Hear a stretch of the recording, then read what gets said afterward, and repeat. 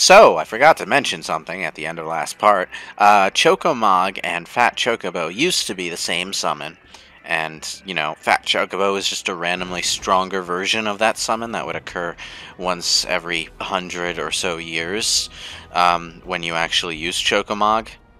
So, you could go entire playthroughs... Kind of shy like that. You could go entire playthroughs without ever seeing the damn thing. But it was a thing that could happen.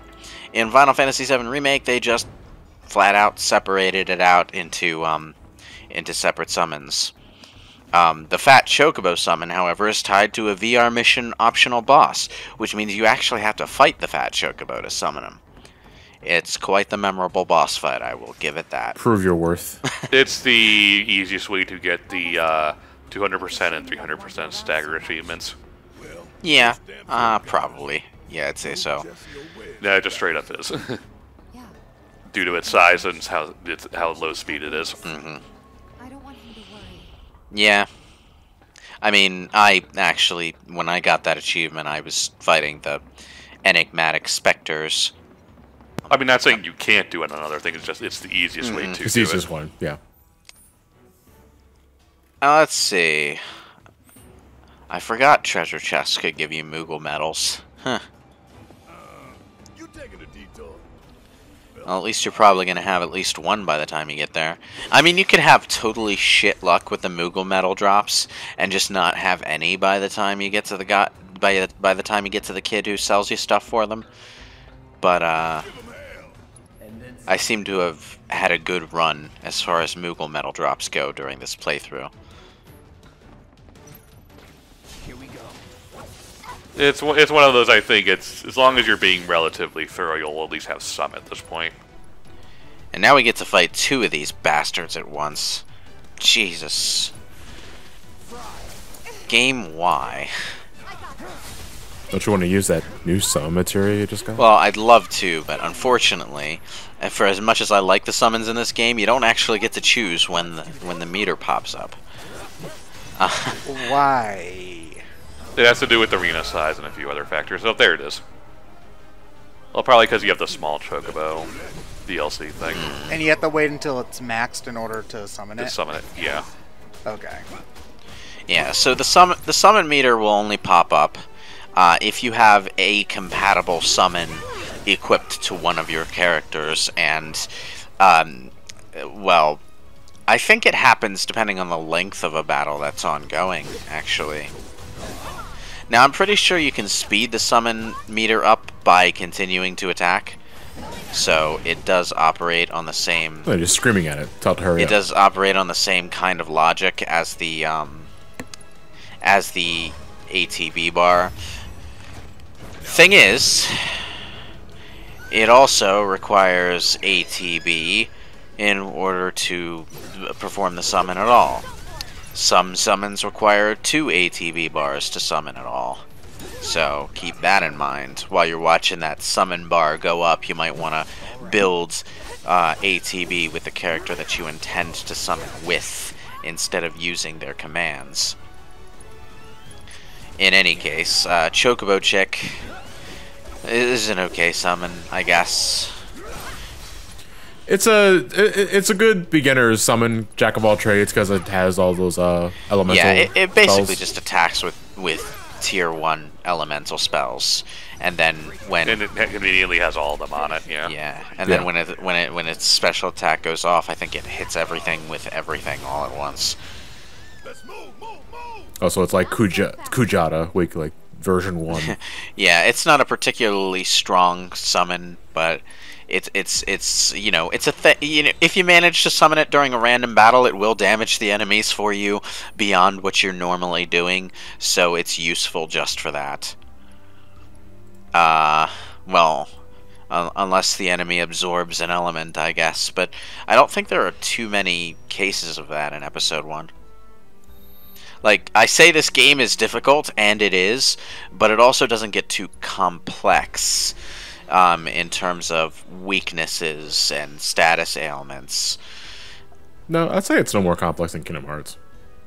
Yeah, I mean, most of the challenge is just in the general intensity of the combat, not so much in the tactical twists and turns. I have a feeling we're going to see more of that as the series moves on, but for now, everything is pretty straightforward for the most part, with a few notable exceptions here and there, like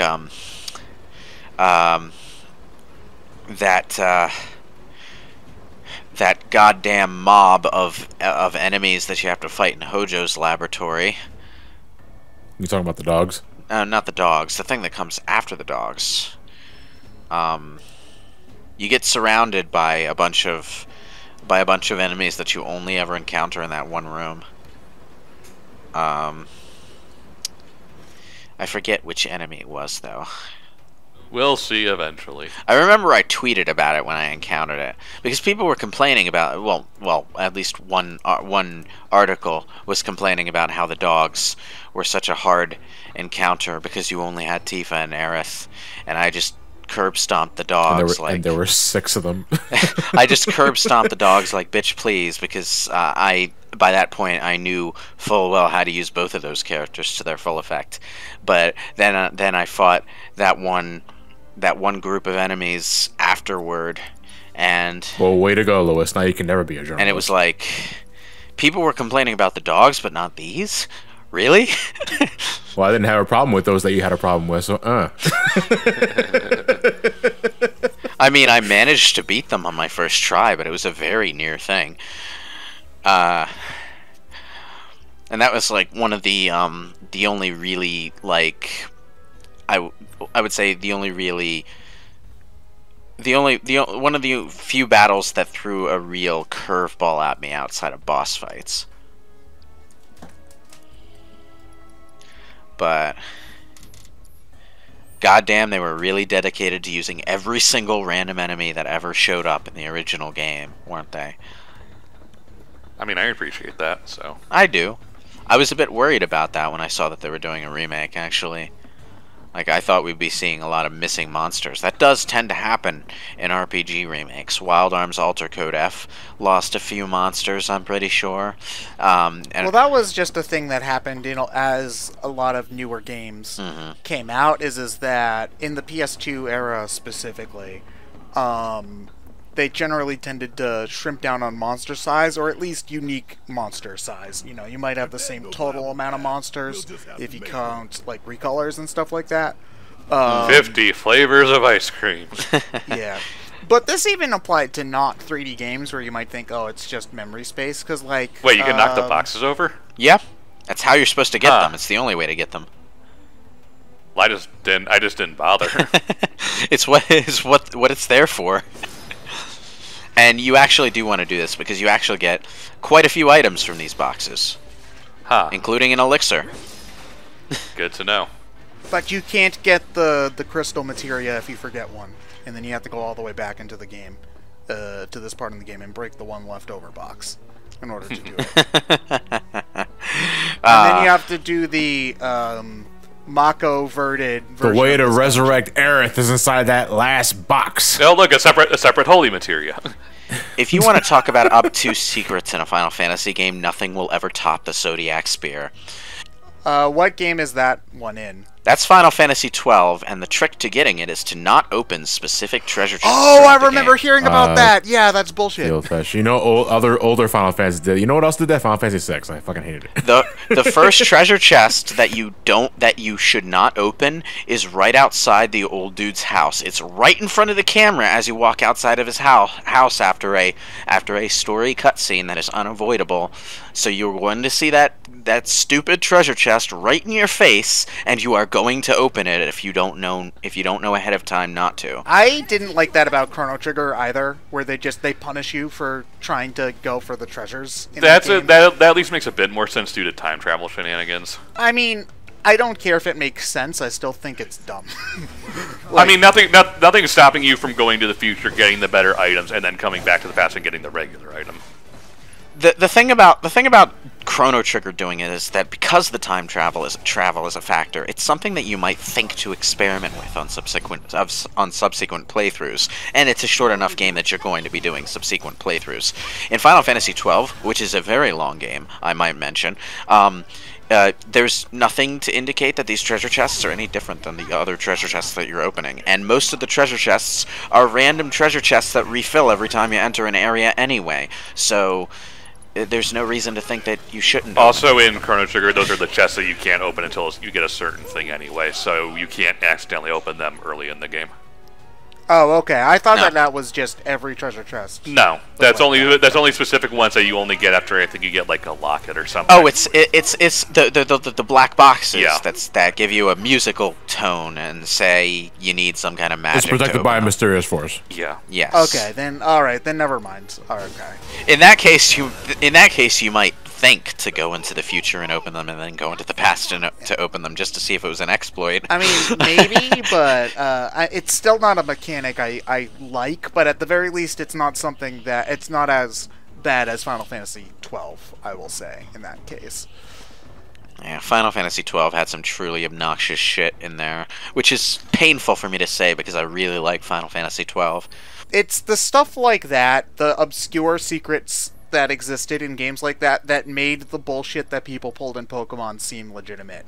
Because, you know, there were actual secrets like that that made you think you could use strength on the truck and get a Mew. Yeah, well, I mean, the problem with Pokemon Red and Blue was that half of the shit that was rumored could actually happen. Yeah. It's like Glitch Town, that exists. Mew exists in the game, and if you can actually encounter it by doing really oddly specific crap. Yeah, so it's like... Missing No exists. Item duplication exists. So when you go like that, Bill's Secret Garden doesn't seem that far-fetched. Ah, get it? You need to get you need to have a team of Farfetch'd. Oh man. But yeah, I'm trying to think of a really obscure other like RPG secret. Oh, there's the Shin Megami Tensei 1 super bosses are obnoxious. Well, there's the quest line in Final Fantasy IX people didn't discover for like 20 years. Yeah, they're other side quests. Well, the Shin Megami Tensei 1 one bothers me because it's like there's a 1 in 256 chance to encounter these hidden super bosses on like specific tiles of the map, who then have 1 in 256 chances of dropping like some super weapon or whatever, which is like, really? And the fun part is that they brought back this this mechanic in Shin Megami Tensei 4, where you can only fight the fiend super bosses, aka the skeletons, when you go to specific areas, and there's a 1 in 256% chance of running into them, and it's bullshit. And yeah, no, I'm not. Lewis, do you remember the brothers in part of the Tantalus Theater group in Final Fantasy IX, the one that had the gas masks on? Yeah. Yeah. Later, after Limbum is attacked and everyone's rebuilding the part of the theater, you can talk to them. And at certain points of the game afterwards, if you keep coming back to them, they'll keep mentioning that I found my brother, but my brother here is also missing, and such. You keep coming back to them after specific key points in the game over and over again until everyone is found and you get a protect ring for it. One of them, the last part includes after you go to like the end game. Yeah, crystal like area. You get to the crystal area of Memoria, then you have to backtrack all the way back to the Limbum just to finish that side quest. Huh. Yeah, and it went undiscovered for a very long time because it was so obscure. Yeah, I can imagine. I mean, it's not like it's a Trails game where all the NPCs have new dialogue after every story sequence. You wouldn't think to go talk to them again, would you? You don't even get anything good for them. Yeah, the NPCs changing dialogue after specific things is a more modern thing. Like, that's something that I expect more on PS2 and later RPGs. And even then, it's often only for specific areas, like Paper Mario: The Thousand Year Door. The NPCs in Rogueport will change their dialogue after every chapter, but really only in Rogueport. If you go back to like chapter 1 or 2 and talk to the NPCs, they won't really change their dialogue if you complete chapter 3 versus and then there's good old Pokemon where the guy's still talking about how wonderful the technology is, whether you don't have a Pokemon at all or you're the champion. Yeah, pretty much. Well, yeah, it makes sense that it's more of a recent thing because we have more storage space to work with. Yeah, so nowadays. I'm surprised that, so I don't think anybody on a PS1 RPG would even think to do that kind of thing. Well, they might have done it in something big and ambitious like Grandia, maybe, to a certain extent, but I didn't really get how Grandia was that much more ambitious from what I played. Chrono Cross does do it to a certain extent too. Now that I think about it. Then again, I only got like 2 hours into Grandia and was really bored the whole time. So Grandia was actually really ambitious for the time. Not least because it was one of the first RPGs to really lean into voice acting. That was one thing that it did that wasn't so common back at the time. I couldn't get past that opening town segment where you spend like 2 hours playing hide and seek or whatever. Oh yeah, it had a really slow burn. Yeah. There are reasons that people compare Trails in the Sky to Grandia. That's actually a little disappointing because now it makes me feel like I won't like Trails in the Sky. I'd say give it a shot anyway. I mean, you'll probably like it. I mean, they're not the same game. They have similar qualities. I mean, not least because 3D environments and sprite-based characters, that kind of a visual style is shared between them. So, but I mean, you like Ys 8, right? Yeah, but it kind of wore out its welcome. After a while, I got pretty far into the game. Like I got like a good 40 or so hours into the game, and I kind of got tired of it. Isn't there? Man, Jesus.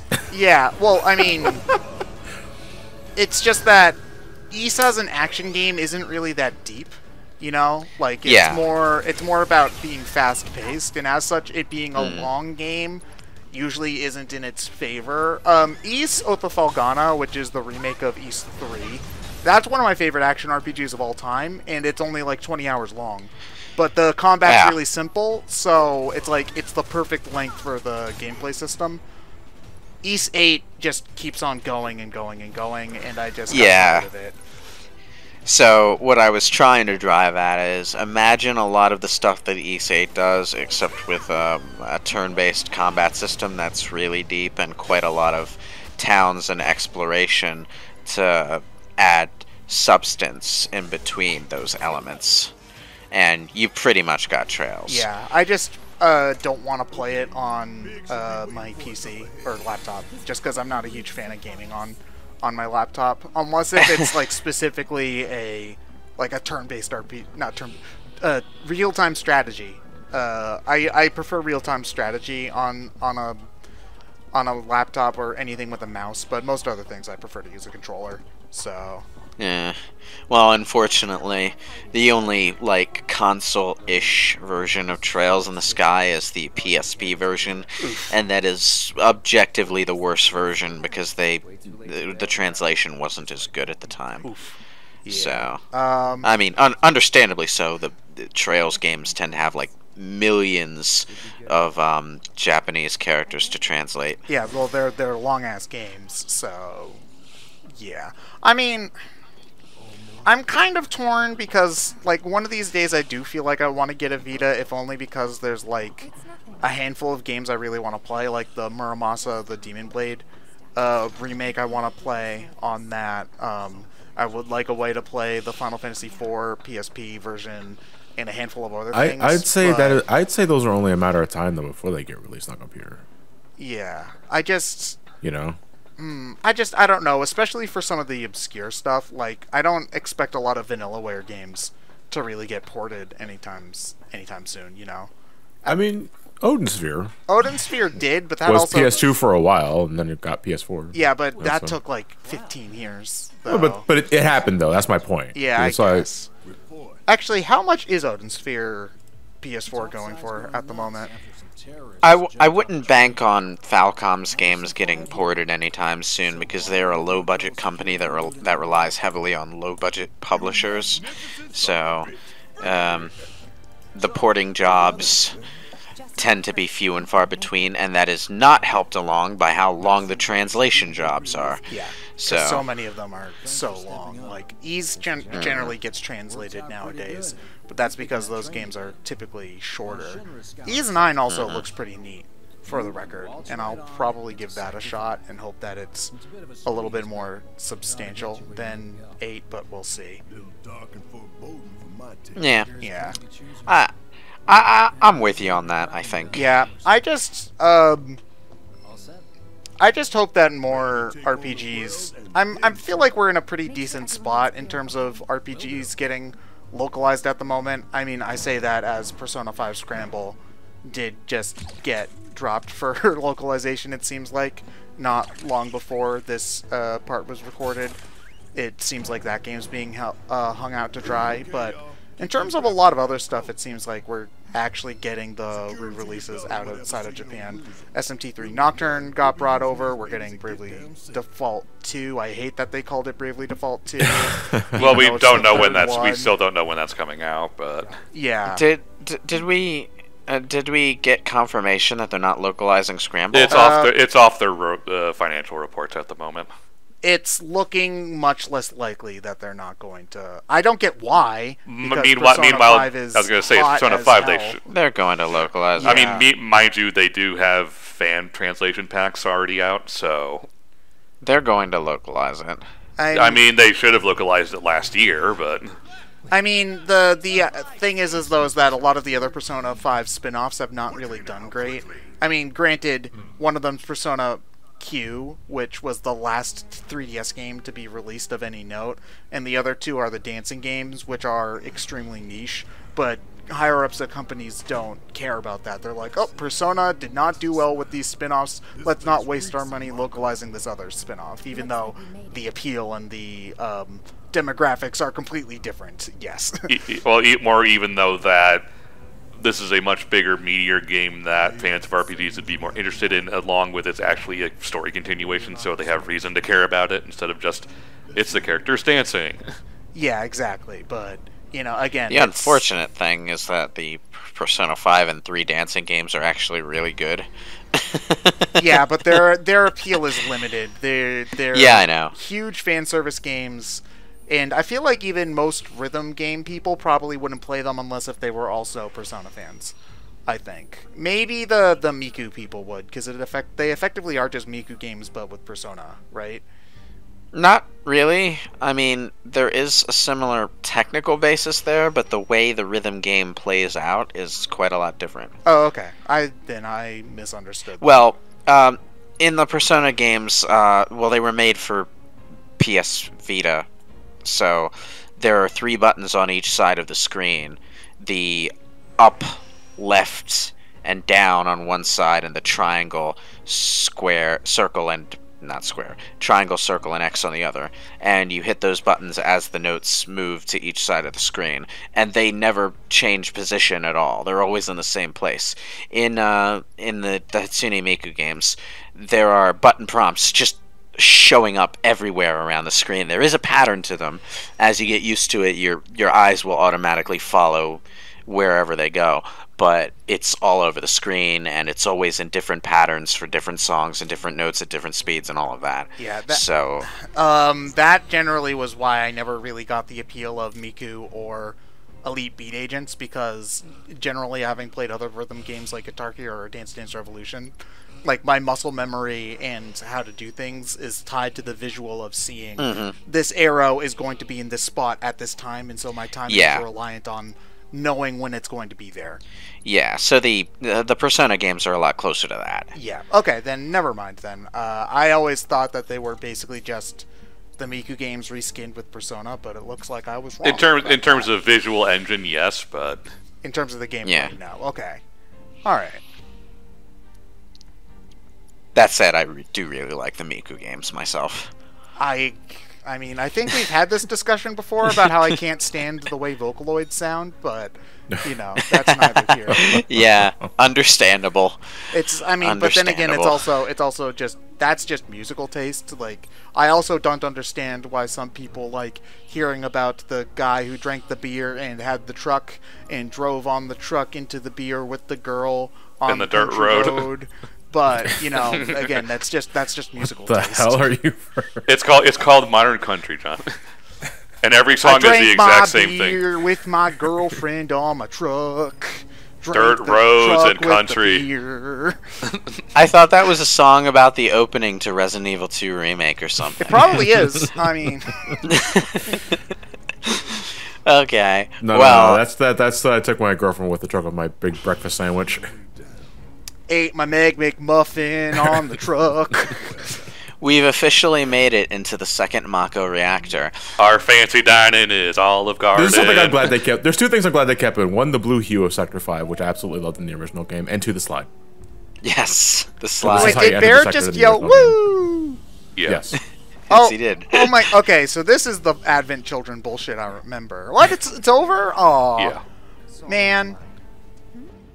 I also like the Parappa reference there. Sliding down the pipe was in the original game. Surfing down the pipe, on the other hand, that's new. Yeah, I was expecting Sonic Adventure 2 music to start playing while he was going down that. Yeah, but it only has time for like the first 5 notes. Yeah, Okay. it just plays the boom boom boom boom boom boom boom of City Escape, and then it just stops. Songs that never start. Yeah. Oh my god, they should do that with the City Escape base, and that would make me hate it.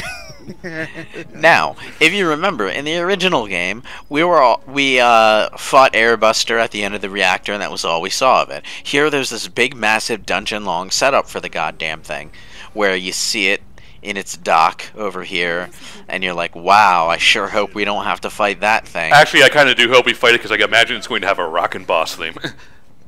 But then Heidegger is like, wow, okay, I'm gonna shoot my mouth off and mock you and tell you that you sprung my trap and you're gonna have to fight Airbuster in a little while. Yes, awesome boss music time. So on your way through the dungeon, you have to sabotage. Well, you don't have to, but Well, you don't have to, but it's advisable by finding key cards and inserting them into computer consoles, and then you get to choose which parts that you take away from the Airbuster. take away the ones that give you lots of money. Is there a achievement for leaving it alone and doing it the edgy hard mode way? No. Aww.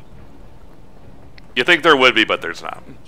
There are 3 different components that you can take away from Airbuster to sabotage it. Or rather, 2 components that you can take away from Airbuster to sabotage it, and one that does absolutely nothing except give you a common item. Don't bother with that one.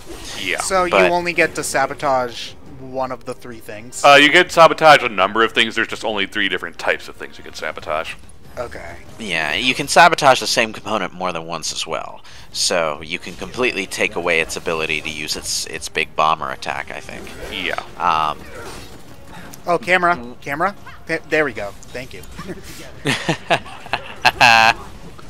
Is the camera in battle automatic, or do you manually? You have free. Depends. If you're locked on, it will stay pretty focused on what you're locked on to. If you're not locked on, you can free move it. Okay.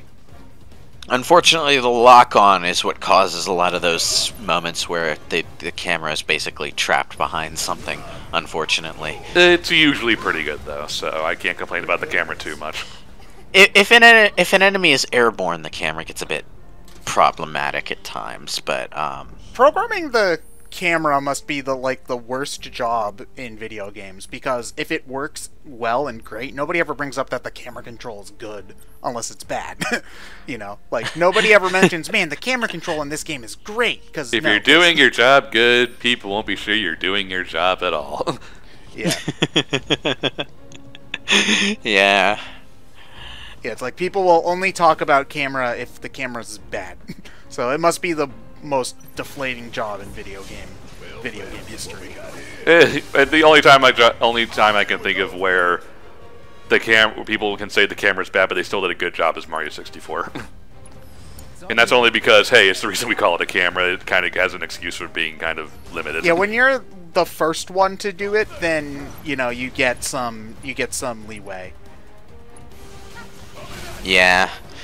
And it wasn't until later that Sony, conceptualized the whole dual analog sticks thing. So... Hey, back in my day, we used 4 buttons in order to change the camera by set amounts, and we liked it! No, back in my day, use L1 and R1 to slowly rotate the camera. Oh, God. Oh. that, I'd still rather do that than the C buttons, honestly. It depends on the game. No, it doesn't. I mean, It really doesn't. Having the camera be tied to something that is not the face buttons frees your finger up to do things with the face buttons while moving the camera, which is automatically an improvement.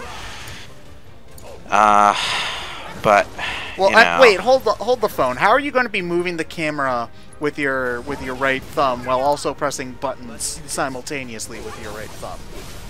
that's what I'm saying. If you can move the camera with the shoulder buttons, you don't have to use your right thumb for it. Yeah, but the camera also moves so slowly that it doesn't even really matter. It's more rigid. Yeah, It doesn't Yeah. really. Well, point. that's why I say it just depends on the game for me.